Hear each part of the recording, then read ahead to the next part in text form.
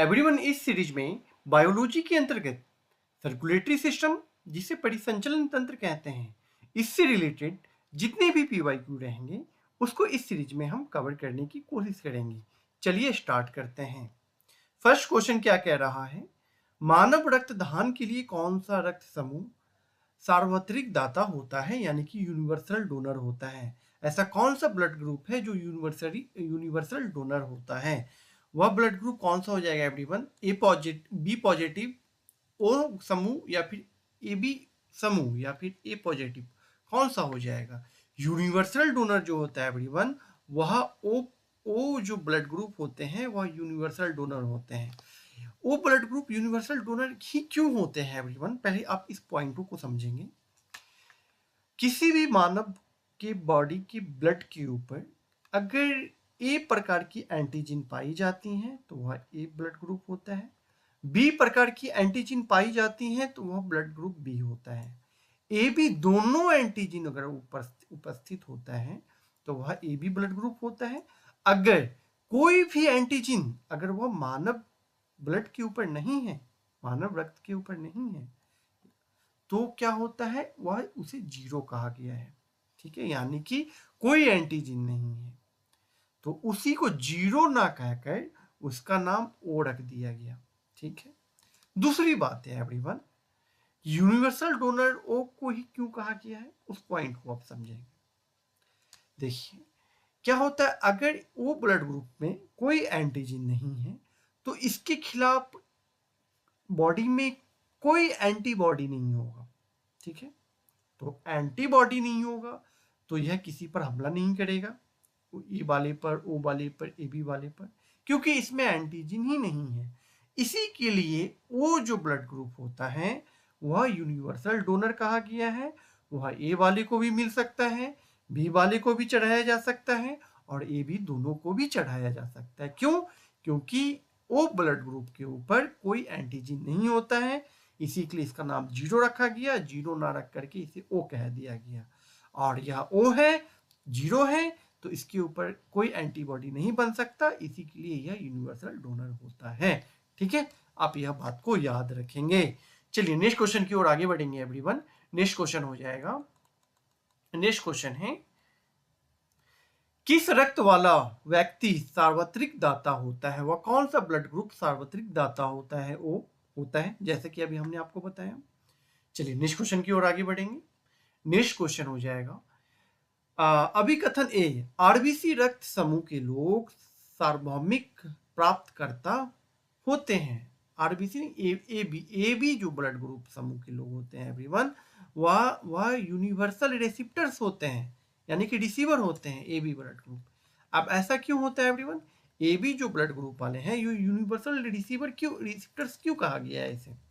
आप एक बात याद रखेंगे, ए बी जो ब्लड ग्रुप है अगर इसके ऊपर ए ब्लड चढ़ाया जाए, ए ब्लड ग्रुप चढ़ाया जाए, क्योंकि ए इसके पास में ऑलरेडी है, अगर ए चढ़ाते हैं तो इसके खिलाफ कोई एंटीबॉडी नहीं तैयार करेगा ए बी वाला। ठीक है, और यही B blood group A B को चढ़ाते हैं क्योंकि इसके पास में बी ब्लड ग्रुप ऑलरेडी यहाँ है। ठीक है, तो यह इसके खिलाफ एंटीबॉडी नहीं बनाएगा। ओ ब्लड ग्रुप चढ़ाएंगे, क्यों? क्योंकि ओ ब्लड ग्रुप उसे कहा गया है जो जिस मानव रक्त के ऊपर कोई एंटीजन नहीं है उसे नाम देकर जीरो रखा गया, और जीरो ना कहकर उसे ओ कहा गया। ठीक है, इसी के लिए जब इसके बॉडी पर एंटीजन ही कोई नहीं है तो इसके खिलाफ तो एंटीबॉडी तो होगा नहीं, तो एंटीबॉडी तो अटैक डालेगा नहीं। ठीक है, तो ये भी इस पर चढ़ाया जा सकता है। इसी के लिए यह ए बी जो ब्लड ग्रुप वाले होते हैं यह यूनिवर्सल रिसिप्टर्स होते हैं। यह बात आप याद रखेंगे। पहला तो कथन मेरा सही हो गया। दूसरा कथन क्या कह रहा है कि रक्त समूह ए बी का लाल रक्त कोशिका में कोई एंटीजन नहीं होता है। जी हाँ माय डियर, नहीं माय डियर, ये जो लाइन कह रहा है रक्त समूह ए बी की लाल रक्त कोशिका में कोई एंटीजन नहीं होता है एवरीवन। एंटीजन तो होता है ना, ए बी एंटीजन है तभी तो ए बी ब्लड ग्रुप हुआ। ए बी एंटीजन है, उस ए बी के ऊपर, ए बी ब्लड ग्रुप के ऊपर ए बी दोनों एंटीजन देखा गया है, तभी तो इसका नाम ए बी रखा गया है, ए बी ब्लड ग्रुप रखा गया है। हमने फिर वो पॉइंट को समझाया कि जिस भी मानव के रेड ब्लड सेल के ऊपर जिस प्रकार की एंटीजन पाई जाती हैं वही उसका वह ब्लड ग्रुप होता है। अगर ए प्रकार की एंटीजन पाई जाएगी तो ए ब्लड ग्रुप, बी प्रकार की एंटीजन पाई गई तो बी ब्लड ग्रुप, और ए बी दोनों प्रकार की अगर एंटीजन पाई गई तो वह ए बी ब्लड ग्रुप होता है। अगर कोई एंटीजन नहीं पाई गई एवरीवन तो वह जीरो नाम रखा गया है, जीरो ना कह करके उसे ओ नाम रख दिया गया है। ठीक है, यानी कि ओ ब्लड ग्रुप, यह बात आप याद रखेंगे। तो कथन तो मेरा ए सही हो गया, आर तो वैसे भी गलत हो गया है, तो इसका राइट आंसर क्या हो जाएगा? इसका राइट आंसर हो जाएगा वह सी, इसका राइट आंसर हो जाएगा। ठीक है एवरीवन, चलिए नेक्स्ट क्वेश्चन की ओर आगे बढ़ेंगे एवरीवन। सार्वभौमिक स्वीकार्य रक्त समूह कौन सा है? मतलब ऐसा कौन सा रक्त समूह है जो यूनिवर्सल रिसेप्टर्स है? बताइए क्या होगा इसका राइट आंसर? अभी हमने आपको बताया है क्या होगा। ए हो सकता है या बी हो सकता है या ए बी दोनों हो सकता है या ओ होगा। क्या होगा एवरीवन? वह होगा ए बी ब्लड ग्रुप वाले जो लोग होंगे या जिसका भी ए बी ब्लड ग्रुप होगा वह यूनिवर्सल रिसेप्टर्स होंगे। ठीक है, यह बात आप याद रखेंगे। क्यों होंगे? जस्ट अभी हमने आपको पीछे समझाया है। ठीक है, चलिए नेक्स्ट क्वेश्चन की ओर अब आगे बढ़ेंगे एवरीवन। नेक्स्ट क्वेश्चन क्या है? नेक्स्ट क्वेश्चन हो जाएगा, वर्ग ए बी रक्त वाला व्यक्ति किसी ऐसे व्यक्ति का रक्त ले सकता है जिसका रक्त क्या है? बताइए, ए वाला, बी वाला या ए बी वाला या कोई भी वर्ग, क्या होगा? यह कोई भी वर्ग का ब्लड ग्रुप ए बी वाला ले सकता है। क्यों? क्योंकि यह यूनिवर्सल रिसेप्टर्स है। क्यों है? अभी हमने आपको पीछे समझाया है ना। अगर नहीं समझ में आया आपको तो आप वीडियो को पीछे करके आप दोबारा समझ सकते हैं। ठीक है, चलिए नेक्स्ट क्वेश्चन की ओर आगे बढ़ेंगे एवरीवन। नेक्स्ट क्वेश्चन देखेंगे। नेक्स्ट क्वेश्चन क्या है? ए बी रक्त वाले व्यक्ति को कभी भी सार्वत्रिक रक्त आदाता कहा जाता है। क्यों? क्यों कहा जाता है बताइए? क्योंकि इसके बॉडी में क्या होता है कि कोई एंटीबॉडी नहीं होता है, एंटीबॉडी का अभाव होता है। यह बात आप याद रखेंगे। क्या होगा इसका राइट आंसर? इसका जो राइट आंसर हो जाएगा एवरीवन वह बी इसका राइट आंसर हो जाएगा। ठीक है, चलिए नेक्स्ट क्वेश्चन की ओर आगे बढ़ेंगे। नेक्स्ट क्वेश्चन क्या है होगा? नेक्स्ट क्वेश्चन हो जाएगा, एक व्यक्ति जिसका ब्लड ग्रुप ए है सड़क दुर्घटना में गंभीर रूप से घायल हो जाता है तथा चिकित्सा रक्तदान की सलाह देता है, रक्तदान यानी कि ब्लड चढ़ाने की सलाह देता है, उसके संबंधियों को रक्तदान हेतु कहा जाता है जिनके रक्त समूह इस प्रकार है। बताइए क्या होगा? कौन सा ब्लड ग्रुप चढ़ेगा? ए ब्लड ग्रुप वाले का सड़क दुर्घटना हो जाता है जिसे डॉक्टर कहते हैं ब्लड चढ़ाने के लिए, तो वह कौन से ब्लड इसके ऊपर चढ़ाया जा सकता है? बताइए क्या होगा इसका राइट आंसर? इसका राइट आंसर क्या हो जाएगा? ए होगा, ओ होगा या फिर ए बी होगा या फिर ओ होगा? इसका राइट आंसर हो जाएगा एवरीवन, एक तो ए है तो ए वाला ही चढ़ेगा। ठीक है, क्योंकि ये ऑलरेडी है तो ए के खिलाफ एंटीबॉडी नहीं बनाएगा, ये दुर्घटनाग्रस्त व्यक्ति के ब्लड ग्रुप। दूसरा ओ चढ़ाया जा सकता है क्योंकि ओ के पास कोई भी एंटीजन नहीं है तो एंटीबॉडी भी नहीं होगा। ओ पत्नी वाला और ओ पुत्र वाला भी चढ़ाया जा सकता है। ठीक है, क्योंकि ओ में कोई एंटीजन नहीं है तो कोई एंटीबॉडी भी नहीं बनेगा इसके खिलाफ। ठीक है, ए बी वाला क्यों नहीं चढ़ाया जा सकता है एवरीवन बताइए?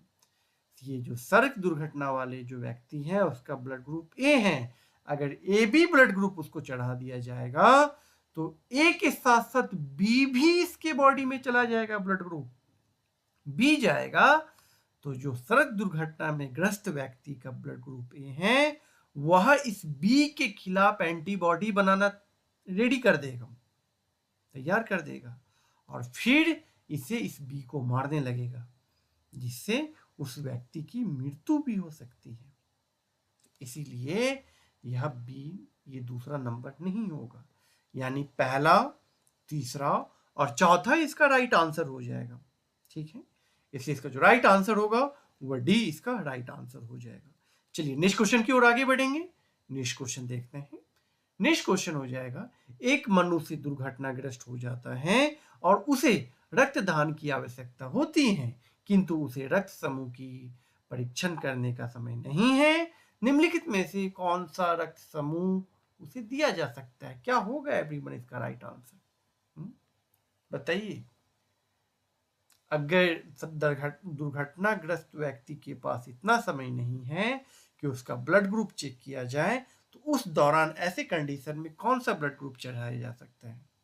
क्या होगा इसका right answer? A positive, sorry O positive, O negative, A B negative या फिर ए पॉजिटिव? क्या होगा इसका राइट आंसर? इसका राइट आंसर हो जाएगा everyone O negative. O negative ही क्यों होगा एवरीवन? यहाँ निगेटिव और पॉजिटिव का क्या कॉन्सेप्ट है एवरीवन? निगेटिव पॉजिटिव का कॉन्सेप्ट यह है, इसे हम RH फैक्टर कहते हैं, RH नाम से जाने जाते हैं। RH नाम से क्यों? क्योंकि एक रेसिस बंदर का एक रेसिस प्रजाति था जिसके ब्लड ग्रुप पर ये RH फैक्टर देखा गया था।